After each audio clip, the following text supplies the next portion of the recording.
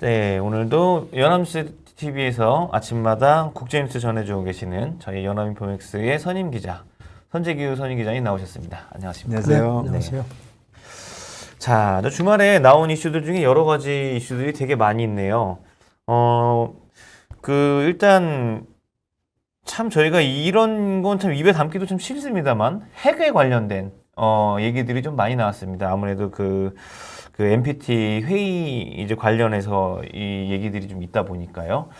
자, 사실 그 우크라이나 전쟁 초기부터 지금까지 계속 사람들을 이제 깜짝깜짝 놀라게 하는 이 핵이라는 단어, 저희 굉장히 참 꺼려지긴 하는데 이 부분에 대해서 이제 이 슈퍼파워 국가들이 어떤 얘기들을 하고 있는지 사실 많이 궁금하거든요. 핵 확산 금지 조약이라고 NPT 네. 귀에 많이 익으실 겁니다. 북한 핵 하면 늘 이 얘기가 나왔으니까. 예. 이게 이제 1969년에 체결됐고, 그래가지고 5년마다 그 이행사항을 평가해 왔거든요. 그래서 이제 이게 원래는 2020년에 10차 평가회의가 열릴 예정이었는데 아시다시피 코로나 때문에 2년 연기돼가지고 오늘 새벽에 유엔 총회, 유엔 본부에서 시작이 됐습니다. 이제 이달 26일까지 하는데, 이제 요즘에 가장 궁금한 게 이제 우크라이나 전쟁 때문에 이제 러시아가 그동안에 핵 전쟁 경고 같은 걸 많이 했거든요. 그렇죠. 뭐 말만 나오면은 뭐 핵 쏠 수 있다 이런 뉘앙스를 계속 풍기니까요. 그래서 이제 푸틴 러시아 대통령이 어떤 얘기를 할지 궁금했는데 이제 화상 전설을 했습니다. 그런데 그래도 좀 안심되는 얘기를 했습니다. 핵 전쟁에는 승자가 없다. 그러니까 절대로 시작돼서는 안 된다. 그런 얘기를 했고, 또 러시아가 NPT 규정을 그 규정 그대로 그 다음에 정신을 계속 충실히 이행하겠다, 이렇게 얘기를 했습니다. 이게 이제 이번 회의 하기 전에 미국, 영국, 프랑스 이제 여기 이제 5대 핵 보유국 중에 이제 서방 쪽이죠. 여기서 어제 성명을 냈습니다. 그러면서 러시아가 이번 전쟁 와중에 핵무기 사용 가능성을 아주 여러 번 무책임하게 위험하게 언급했다고 이제 비난하는 성명을 냈습니다. 그러니까 이제 푸틴이 그렇게 반격을 한 것 같습니다. 그럼 푸틴이 그 정도 얘기한 거는 시장 예상보다는 좀 좋게 얘기한 건가요? 근데 푸틴이 그동안에도 계속 비슷한 뉘앙스로 얘기를 했는데, 이제 최근에 이런 얘기를 했다는 자체가 워낙 상황이 이제 우크라이나 전쟁에 대한 관심들이 커서 아마 이제 그렇게 말하겠지 하면서도 듣고 나니까 거봐 하고 좀 안도하는 그런 게 아닌가 싶습니다. 그렇군요. 사실 이게 그러니까 이거 어떻게 보면 이제 원론적인 얘기라고 들릴 수가 있잖아요. 당연히 이제 핵전쟁에 승자가 없는 거고, 네. 예, 뭐 누구든지 슈퍼파워 이제 국가들도 핵무기 보유 국가들도 먼저 쏘냐 나중에 쏘냐, 뭐 사실 이 문제가 서로 너무 무서우니까 서로 아무도 버튼을 사실 못 누르고 있는 거 아닙니까? 근데 그렇죠. 이제 뭐 원론적으로는 사실 이렇게 뭐 얘기를 한다는 건 참 좋은 것 같습니다만, 근데 이제 뭐 이렇게 핵 확산, 핵무기가 점점 이제 많아지는 거를 막을 수 있는 실질적인 방안이라는 게 과연 이제 있긴 있는 건가? 그래서 이제 바이든 대통령도 어제 이제 이 회의에는 브링컨 미국 국무장관이 갔고요. 네. 바이든이 이제 어제 개막에 앞서서 성명을 냈습니다. 그러면서 이게 지금 러시아하고 미국 간의 전략무기 감축 협정이라는 게 있거든요. 이게 이제 스타트였는데 이거를 이제 새로 한 게 뉴 스타트고, 이게 2026년에 만료가 되는데 뭐 굉장히 복잡한데 간단히 설명드리면은 이제 적당한 핵무기 보유 대수를 적당한 수준으로 줄이자. 그리고 이제 중국 너희도 이제 중국도 이제 세 번째로 많거든요. 물론 이제 미국하고 러시아가 가진 게 압도적으로 많고요. 중국은 훨씬 그보다 적지만 그래도 세 번째로 많이 갖고 있는데, 너희도 들어와서 대화를 하자. 이걸 이제 바이든이 이번에 새로운 프레임워크를 만들자고 제의를 했는데, 오늘 새벽에 메드베데프 러시아 국가안보회의 부의장이죠. 이 사람이 뭐 그런 얘기 할 줄 알았다. 지금 세상이 바뀌었는데 그게 지금 뭐 옛날 소리 하고 앉았냐. 그냥 일축을 했는데, 바이든도 아마 러시아가 받을 거라고 생각을 안 했을 겁니다. 이렇게 제시를 했는데, 그리고 이제 뭐 어떤 경우에도 핵 확산 억제에 참여 안 하면은 해당국도 그렇고 전 세계 어디에도 실익이 없다, 이런 얘기를 했습니다. 바이든 대통령이. 일단 유엔 사무총장은 개막 연설에서 5가지 방안을 제시를 했습니다. 첫째는 이제 제일 핵심이 지금 이제 NPT 규정, 이게 77년 전에 만들어진 거거든요. 아, 그런가요? 네. 그래서 이제 그러니까 핵무기 사용 금지 규정이, 그러니까 이거를 빨리 좀 강화를 하자, 현실에 맞게. 그때에 비해서 지금 뭐 핵무기 가진 나라들도 워낙 많아졌고요. 북한도 지금 자기네가 핵무기 있다는 식으로 계속 얘기를 하니까요. 그래서 이제 이거를 이번에 논의를 계속 할 모양입니다. 일단 모였다는 자체도 뭐 의미가 적지 않을 것 같습니다. 북한에 관련된 얘기도 있습니까? 네, 우리도 아무래도 네. 관심이 있죠. 네. 이번에 그 아까 말씀드린 그 미국, 영국, 프랑스가 개막 전에 어제 네. 공동 성명을 냈는데 거기도 북한 그 네. 부분이 들어가 있습니다. 북한 말고 이란도 그렇고요. 네. 북한하고 이란의 그 프로그램에 대해서 우리가 계속 더 경계를 하고 있다 이런 얘기를 했고요. 그리고 이제 그 이른바 그 북한에 대해서 그렇게 이제 서방 쪽에서 얘기하죠. 완전하고 검증 가능하며 불가역적인 해체 CVID죠. 네. 이거를 다시 한번 상기시켰습니다. 유엔 총장도 지금 제발 좀 이번에 뭔가 좀 진전을 하자 하면서 지금 이렇게 세계가 위험한 상황에 한 13,000개 정도의 핵무기가 아직도 전 세계 핵 그 저장고에 있는데 그럼에도 세계가 지금까지 이상할 정도로 운이 좋았다. 이게 근데 운은 결코 전략이 아니다. 네. 그러니까 이제 이런 지정학적 긴장 이런 상황에서 이걸 계기로 해서 우리가 더 절박하게 이걸 좀 해보자. 그런 얘기를 했습니다. 아예 국제원자력기구 사무총장도 지난 13년간 북한에 들어가질 못했는데 정치적인 타협이 이루어지면 우리는 즉각 돌아가서 다시 감시를 하겠다. 이런 얘기를 했는데요. 글쎄요, 북한이 이런 걸 더 좀 들어야 될 텐데 그때 모르겠습니다. IAEA 그거 뭐 방문하고 했던 게 벌써 13년이나 된 겁니까? 글쎄 말입니다. 네. 브링컨 네. 국무장관도 기자회견을 하면서 북한이 지금 7차 핵실험 준비를 하는데 이런 그 중대한 시점에 우리가 모였다. 그러면서 여기 대해서 우려를 하고 있다 했고 일본 기시다 총리도 연설하면서 협력하겠다고 그렇게 얘기를 했습니다. 예, 참 이게 핵 확산, 핵을 보유한 국가가 많아지는 거를 이제 좀 억제하겠다 이런 거는 이제 굉장히 장기적으로 봤을 때뭐 건설적인 위기가 될 수 있겠습니다만 사실 최근에 우크라이나랑 러시아 전쟁이 일어나는 이 과정을 보면서요. 그런 의견들을 제시하는 분들이 많거든요. 우크라이나도 원래 이제 핵무기 보유 국가였지 않습니까? 근데 이제 우크라이나가 핵무기를 포기하면서 이제 여러 가지 뭐 이제 조약이라든지 이런 거를 갖다가 맺었는데 그러고 나니까 이제 결국 이제 러시아 그 다음에 이제 크림반도 침공을 당하고 또 요번에 또 이런 일이 생겼고 이런 것들을 보면서 과연 그 이제 강대국 옆에 끼어 있는 이런 나라들 같은 경우에 핵무기를 과연 이제 그 개발을 포기를 할 수 있겠냐 오히려 더 이쪽에 매달리는 결과가 나오지 않겠냐 이런 얘기들을 하시는 분들도 많단 말이에요. 그래서 지금 뭐 해구산 얘기를 계속 하지 않습니까? 예.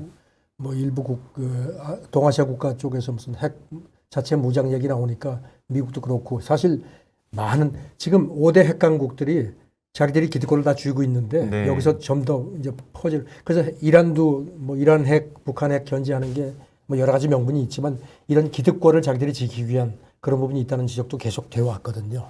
그래서 지금 쉽지 않을 건데 지금 보면요. 그 일본 닉케이가 어제 보도한 내용인데요. 중국도 지금 중국은 지금 핵실험 안 한다는 입장이거든요.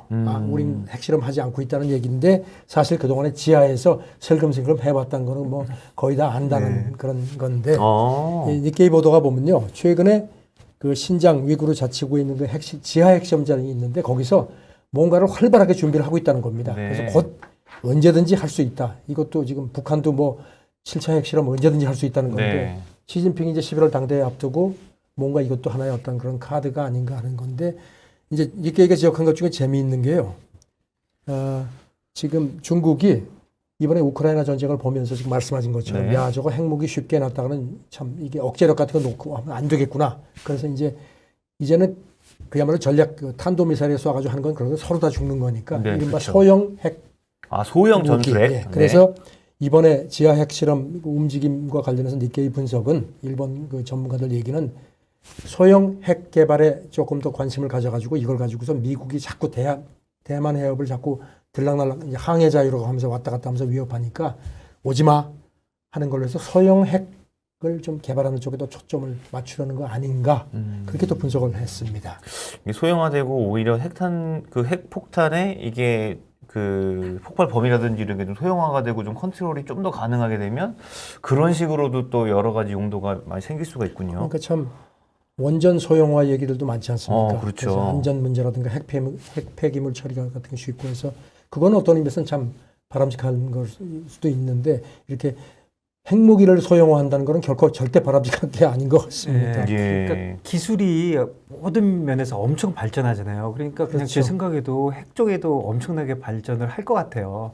그러니까 이게 참 어려운 문제거든요. 그러니까 이제 점점. 세계에서 처음으로 핵무기를 개발하게 만든 그 독일 과학자인가요? 그 사람이 예. 제 기억이 잘 안 나는데 나중에 그 사람이 죽기 전에 내가 정말 후회스럽다. 이런 그렇죠. 기술을 네. 세계에 주고 간다는 게 너무 후회스럽다고 얘기를 했는데 참 지금 점점 그런 뭐든지 동전의 양면이 있는데 네. 좋은 쪽으로 쓰면 참 좋은데 그걸 뒤집으면서 나쁜 쪽으로 시작하면 정말 칼도 똑같지 않습니까? 그렇죠. 예. 네, 참 사실은 원전으로 해서 전기 같은 건 많이 해결했는데 그럼요. 예. 어렵네요. 알겠습니다. 네. 그리고 우리 저번 주에 그 우크라이나 그 곡물 가는 거 그 네. 얘기 많이 했었잖아요. 그거 이제 어떻게 됐나요?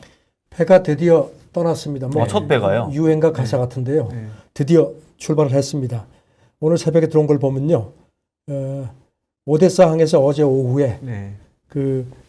시에라리온 선적 라조니호라는 배인데 네. 옥수수 한 26,000톤 이상을 싣고 오데사 항을 출발을 했고 그래가지고 지금 이제 그 항로가 보스포러스 해협을 지나서 이제 그러면 이제 러시아군이 통제하는 흑해로 들어가서 거기서 지중해로 들어간다고 하는데 한 30일 정도 걸리는 모양입니다. 목적지는 트리폴리라고 합니다. 네. 이제 거기 가서 이제 또 거기서 아마 또 배포를 하는 모양입니다. 이런 가운데 로이터 보도가 오늘 새벽에 보면요. 이건 뭐 튀르키예 국방장관들도 그런 얘기를 했는데 지금 순조롭게 이루어지고 있고 한 모두 17척 정도의 화물선이 지금 그 흑해 있는 항구들에서 한 60만 톤 이상 대부분이 공물이라고 합니다. 싣고 지금 출항을 준비하고 네. 있다고 되어 있습니다. 이런 가운데 일단 뭐 독일 외무부 대변인도 이제 글로벌 식량 위기에 뭔가 좀 그 터널의 끝이 보이는 것 같다 이런 얘기를 했고요. 일단 올해 안에 2,500만 톤 정도. 지금 이제 이게 그 러시아 이제 우크라이나 항구에 쌓여 있다는 거거든요. 이게 공급이 되면은 좀 숨통이 트이지 않겠느냐 이런 얘기가 나오는데 하지만 이제 기회가 아직도 있기 때문에 혹시 또 이게 무슨 뭐 예를 들어서 어떤 사고가 날 수도 있고 하니까 그래서 아직 이렇게 기대하는 만큼 수출량이 못 미칠 수도 있다 얘기를 하는데 일단 시작은 순조롭게 시작이 된 것 같습니다. 뭐 다행이네요. 네. 네, 다행입니다. 예. 근데 사실 이제 수출도 수출인데 사실 저는 그런 게 좀 궁금하더라고요. 전쟁을 하고 있는데 그 농경지 같은 경우에는 온전할까? 그리고 이제 이런 농사를 짓는 사람들 뭐 여기에는 기업도 있을 수가 있고 이런 사람들은 과연 전쟁 중에 온전할까? 그런 생각도 저는 좀 들던데요. 이런 부분은 괜찮은 건가요? 글쎄 그래서 저 우크라이나도 이제 그 곡물 기업들이 있는데 네. 그 우크라이나에서 거의 뭐 1, 2위 기업 중에 하나가 이제 니블론이라는 기업이 있는데 그 창업자 부부가 그저께 그 러시아가 살고 있는 데가 그 미콜라이와라는 도시인데요. 미사일 폭격을 해가지고 거기서 죽었답니다. 자택에 있다가. 이 그 농업 이 부부, 기업 이 창업자 예. 오너 네. 부부가. 그런데 물론 여기를 겨냥해서 쐈는지는 아직까지 거기에 대한 그 후속 보도는 없는데요. 일단 이렇게 되면은 이 기업이 밀, 보리, 옥수수 같은 걸 전문적으로 생산해서 걷어가지고 수출하는데 굉장히 아주 우크라이나에서 거의 탑이라는 겁니다. 그러니까 이제 이렇게 되면 창업자가 죽었으니까 이것도 아무래도 좀 차질이 있지 않겠느냐.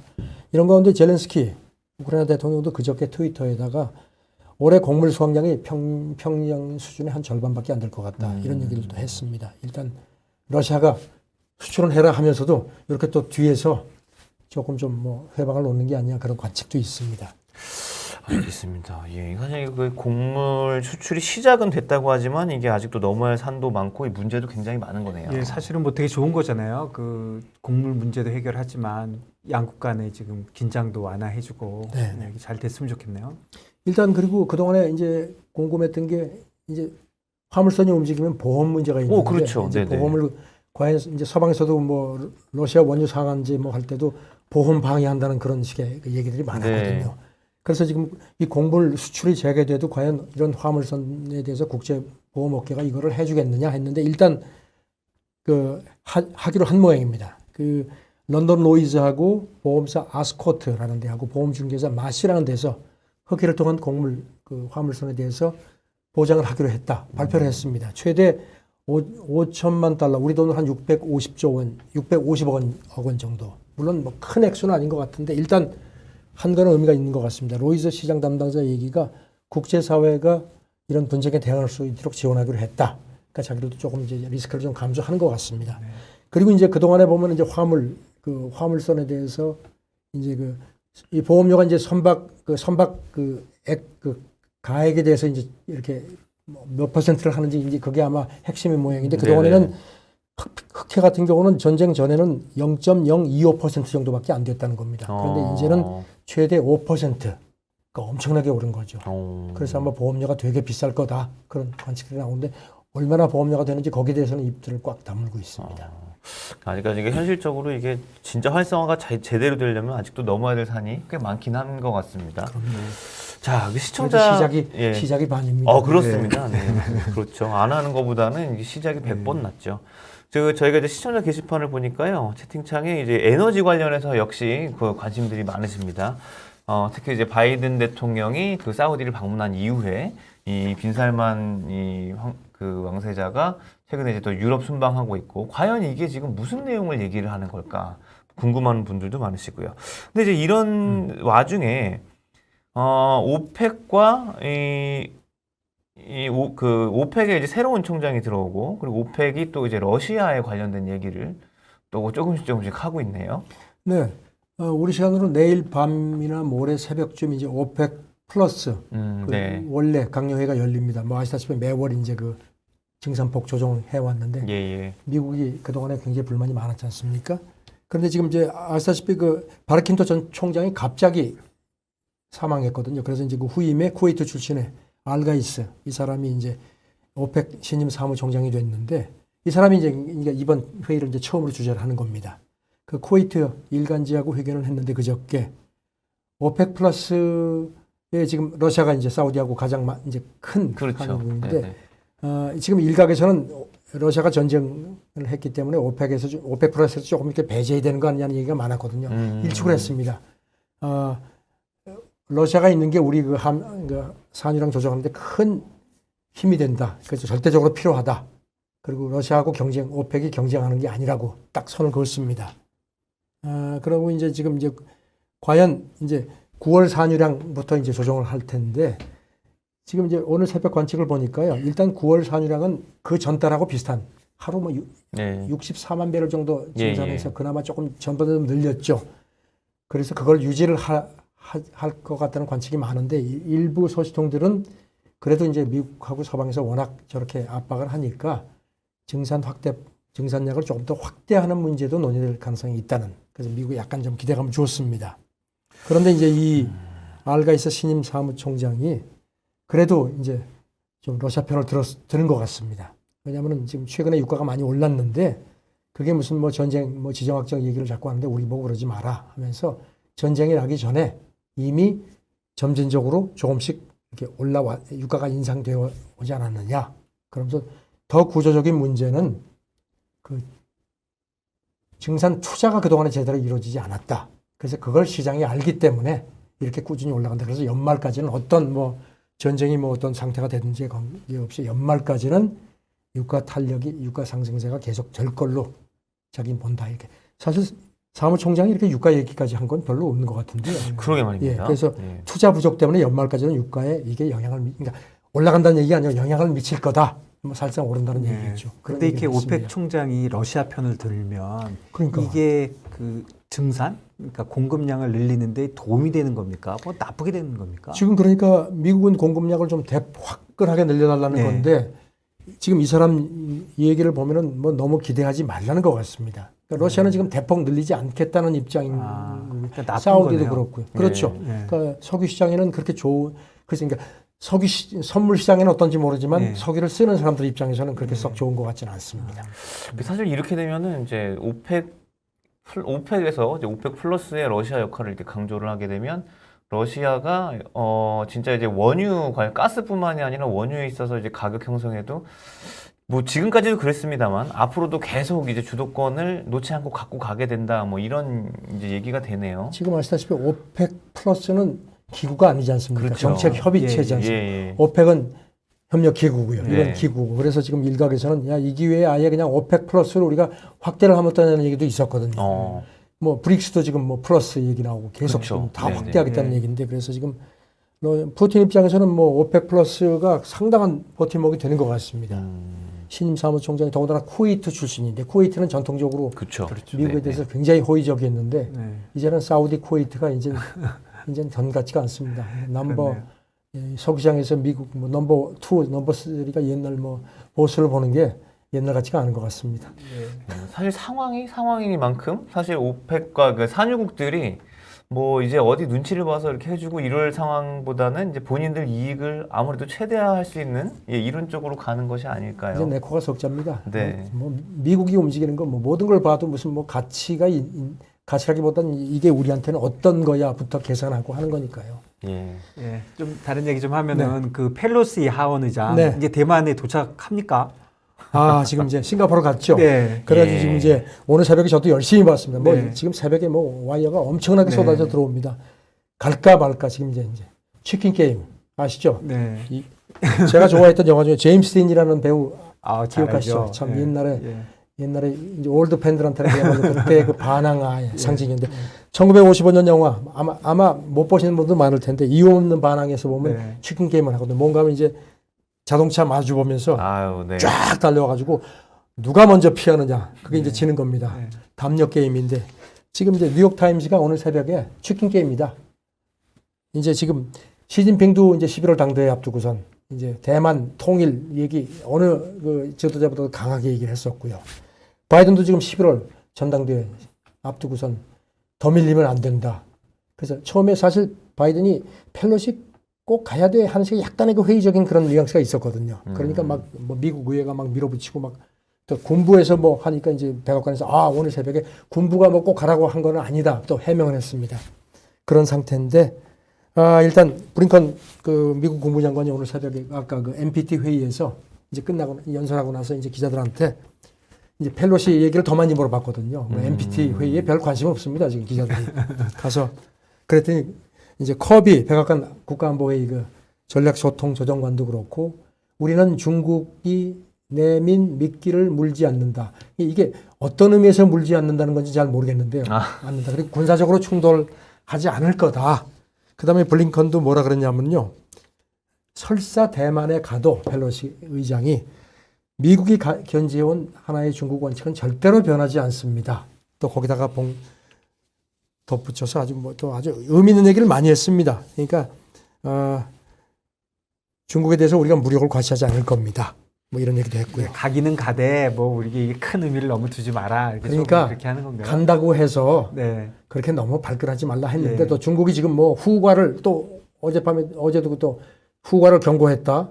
불장난하면 타 죽는다 이런 네. 얘기도 했고 그런데 이제 중국 외교부 대변인이 브리핑하면서 어떤 얘기가 눈에 들어오냐 하면요. 제가 이걸 이제 유심히 봤는데 그 이제 기자가 그 일정을 보고 있느냐 그랬더니 이제 외교부 방문 일정이요? 예. 네네. 그 공식 일정에 대만이 포함되어 있지 않은 걸로 알고 있다.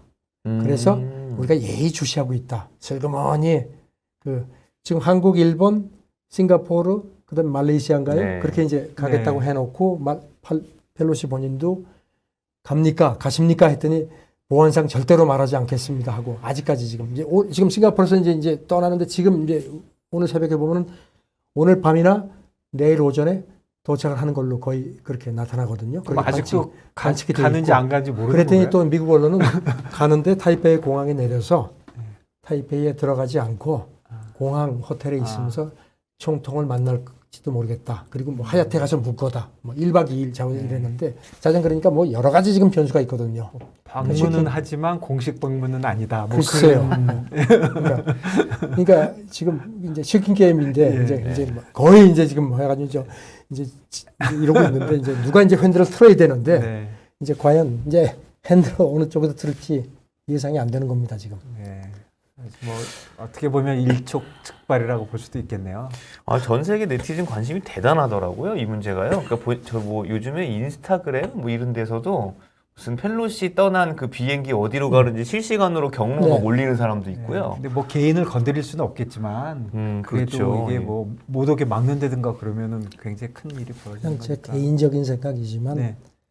뭔가 극적으로 뭐 명분을 가지고 네. 타결되지 않을까 싶은 생각이 드는데 이건 물론 제 개인적인 생각입니다. 지금. 예. 사실은 후과가 있을 거라고 그렇게 강력하게 경고를 했으면 여기서 물러나주면 또 물러나주는 거에 대한 대가도 중국에서 뭔가 지불을 할 수도 있지 않을까라는 생각도 들긴 하네요. 뭐 관세 같은 것도 있고요. 그러니까요. 뭐 지금 여러 현재로서는 그 뭐 대중관세 이제 고려를 안 한다 뭐 이런 얘기를 공식적으로는 하지만 그래가지고 그런 경제적인 문제가 좀 풀리면 뭐 좋은 거네요.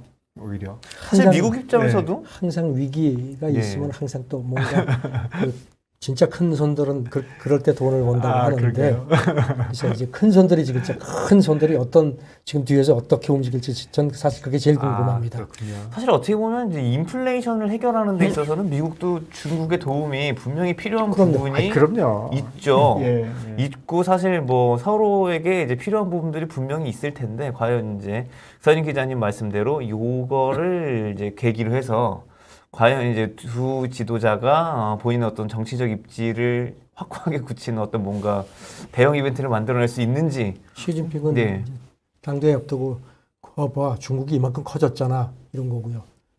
바이든 뭐 인플레 조금이라도 좀 해결이 되는 방안이 나오면은 지금 뭐 너무나 지금 절실한 상황이니까요. 사실 뭐 바이든 지지율은 거의 뭐 1에서부터 10까지 거의 인플레로 귀결이 되고 있는 그럼요. 거죠. 바이든 네, 지지율은. 그렇습니다. 저희가 네. 내일 이 시간쯤 되면 또 새로운 뉴스가 있겠네요. 글쎄요. 저도 궁금합니다. 예. 아유, 참. 저희 덕분에 참 저도 주말에 제가 펠로시가 비행기를 타고 어떻게 가고 있는지 그게 올라오는 걸 제가 보고 있을 줄은 저도 몰랐습니다. 예.